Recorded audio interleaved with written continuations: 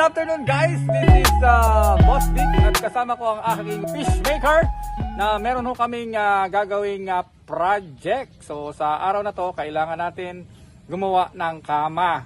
Pero sa ngayon, kami ay nagkakat na gagamitin nating materials ay plyboard para madaling ikat at yung mga materials na ginamit natin na mga power tools.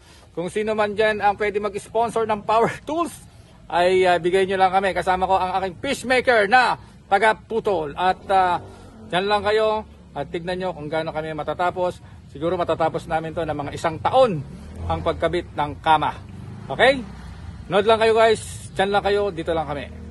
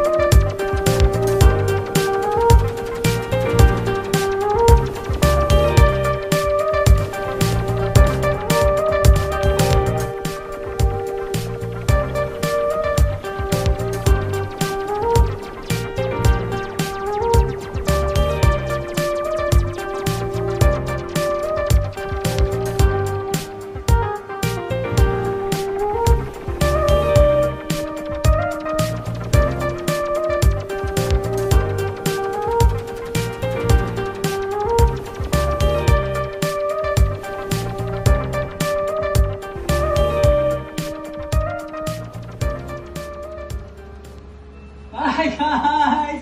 Hello mga ka-DIY! DIY!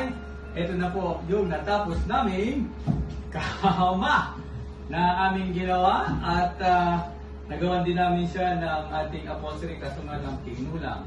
So sa ngayon, this is our first project with Elijah's Furniture. Bye!